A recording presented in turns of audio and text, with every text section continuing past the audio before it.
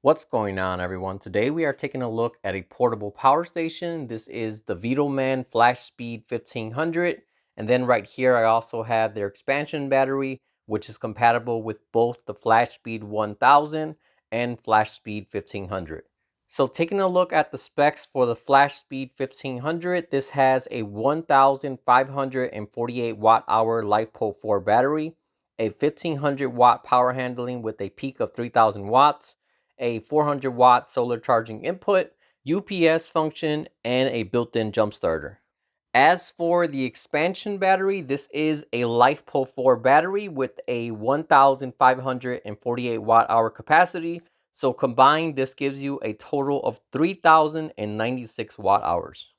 So taking a look at the expansion battery, looks aren't that important when it comes to portable power stations, but if it's going to look nice, I'll gladly take it.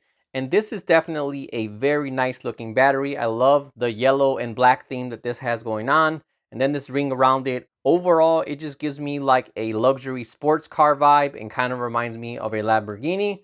While it does match the FlashSpeed 1500 and the overall theme and colors, I do wish the FlashSpeed 1500 looked like this. So hopefully if they make a FlashSpeed 2000 or something like that, they adapt this look onto the power station as well. So taking a look at the battery, this has no ports at all. All you have is one port here at the side, which is the expansion battery port, and that just plugs into the main unit. Other than that, there are no other charging ports or output ports on this. This is basically just a very simple battery that hooks up to the power station. One of the benefits of this is this keeps the price down, but it also keeps the weight down as well. I've had a few expansion batteries that are around this capacity, and this is by far the lightest one so far. Don't get me wrong, it feels very well made. The plastic is nice and thick, but overall it just doesn't weigh that much. I couldn't find the weight on the website, but if I had to guess, I'm going to say this is somewhere around 25 to 30 pounds. As I just said, this does not have any ports, so when it comes to charging, this relies on the FlashSpeed 1500, but it still charges very fast, just like the original battery. This can charge from 0 to 100 in only 1 hour. And then last but not least, right here in the front, you have 4 LED bars, and this is your battery indicators. So you have 25, 50, 75, and 100. I'll get this hooked up in a little bit, and you'll be able to see these, and these are nice and bright, and I love how big they are. So you can be way across the room, and you can easily see how much battery you have left. So coming over to the FlashSpeed 1500, overall definitely a nice look on this one as well. But as I said earlier, this definitely looks a whole lot better. So taking a look at your ports, one thing I like is all your charging ports are all in one spot, which makes it very easy to find everything. So you have your AC input, which can do a maximum of 1500 watts. I actually charged this earlier and I was able to get almost 1700 watts at the lower percentages. So it definitely does a little better than advertised as well. And then right down here, you have your DC input, which can do 12 volts, 10 amps. And then your solar input, which can do 400 watts. And as you can see right here, this is an Anderson input. Right next to that, you have 2 USB-C ports, which can both put out 100 watts. Right down here, you have your DC cigarette lighter port and then 2 other DC outputs as well. You have 4 USB-A ports. One is a quick charge port and the other 3 are 5 volts, 2.4 amps. Coming to this side, you have your expansion battery port. And then you also have a port for the jumper cable, as well as this has a built-in jump starter function, which is not something you see on a lot of power stations. And last but not least, right down here, you have 3 AC outputs, which can do a maximum of 1500 watts or up to 300 watts with their V-Beyond technology, which I'll go over later in this video. Coming up top, you have 2 carrying handles, and then you also have this nice carrying compartment. Right here I have the cable, and this is what connects to the expansion battery. So if you're taking both of them, you could just put that in here. As you can see, it still has plenty of room inside, so you can throw some USB cables in there, your AC charging cable for this, or even a power bank or cell phone or any other small devices in here as well. So nice little storage compartment to have there. All right, so I went ahead and got the battery hooked up. As I said earlier, it's just this one cable. You plug it right there in the side, then you plug it right here in the front. When you hook these up, just make sure that the power station is off, connect it, and then it'll automatically detect it. And when you turn this on, right here, it's going to show you the percentage for both the power station and the battery. Right now, I have them both charged to 100%, so that's why it says 100%. So as I said earlier, there's 3 different ways to charge this power station. That's AC, DC input, or solar. and the expansion battery just piggybacks off that. I would say this setup is a little unusual. To charge the expansion battery, you have to charge this up first. So if you connect these together and this has, say, 50% and whatever percent this has, this isn't going to charge until this one charges. So once this one charges to 100, that's when it'll start charging this one, and do that until this one reaches 100. And then when it's time to discharge, it works in the opposite way. So when you plug something in here, it'll first discharge from this battery, and when this battery gets to 0, then it'll switch over to this battery and then run that one down to 0. So a little unusual, but considering how affordable this setup is compared to everything else out there, it's definitely something that I'm okay with living with. But with that being said, if you're going to connect these two and leave them like that all the time, you have to make sure that you run this combination down in a full cycle. So don't just let it go down to 70%, charge it back up, 60%, charge it back up. Because what's going to happen is that's only going to be taken from this battery, and this battery is going to be left untouched. So to keep them balanced on their cycles, I'll recommend running it down to a very low percent and then charging it back up and kind of keep doing that. Or if you don't use that much battery, I'll say just unplug the expansion battery, use this on its own sometimes. Other times hook it in, it'll use this battery. This way you can kind of keep them balanced, because you don't want to have everything only on this battery and then leave this one untouched. Alright, so I charged both of these to 100% and drained it with about a 1000 watt load, and it put out a total of 2597 watt hours. Doing the math, that gives this unit a usable capacity of 83.8%. Most power stations of this size put out about 80 to 85% on average, so this is right there on par with most other units.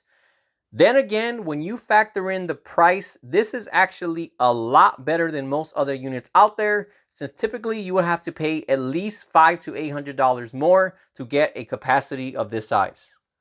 One thing I forgot to mention is these are stackable, so you can get this one, put it on top of this one, and they're pretty much the same exact width. They do look a little different, as I said earlier, but honestly it's not a problem.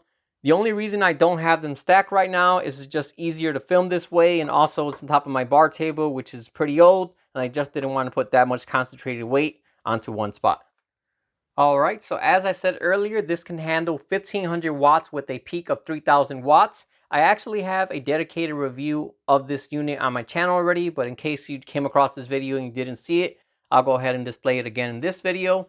But in my experience, I own several VTOMAN power stations, and they all do their advertised numbers, if not better. Generally, they can do 1 to 300 watts more, depending on the power station. But I've owned anything from smaller power stations to bigger ones like this one, and they all do a great job.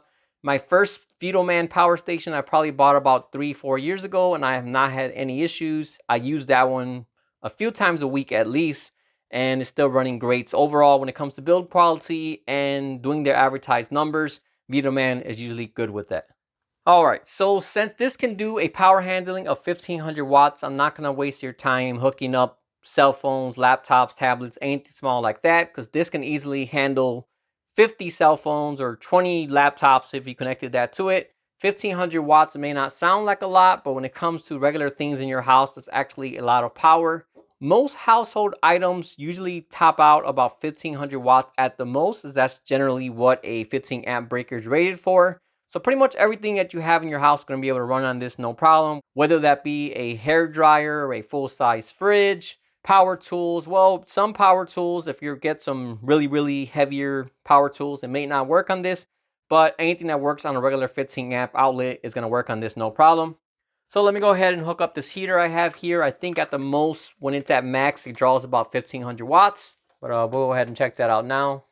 Alright, so just turn down the heater. Let me set it to the max. Alright, so we're already drawing 1600 watts. That's at the peak, so it's probably going to drop down a little bit. Alright, so it looked like it settled about 1250 watts, fluctuating about 1200, 1300 watts.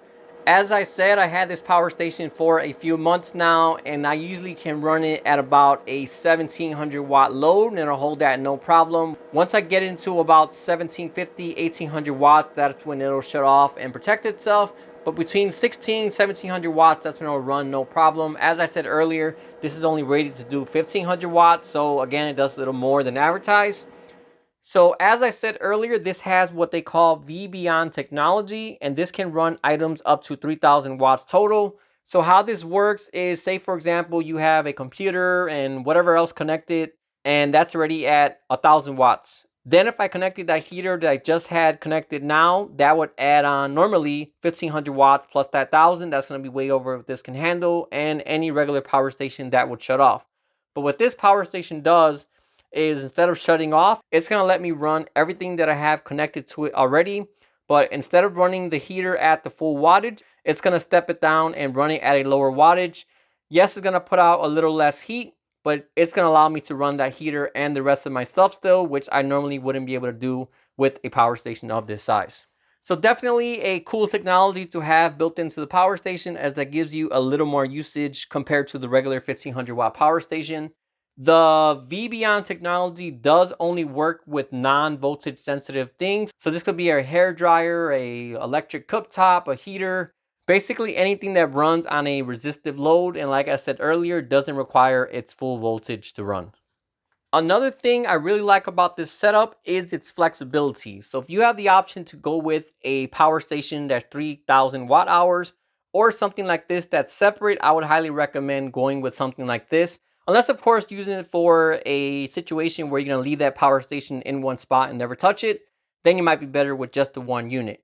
But if you plan to use it as a portable power station, this is just so much better, because if you don't need that much power, you can just take the regular power station by itself.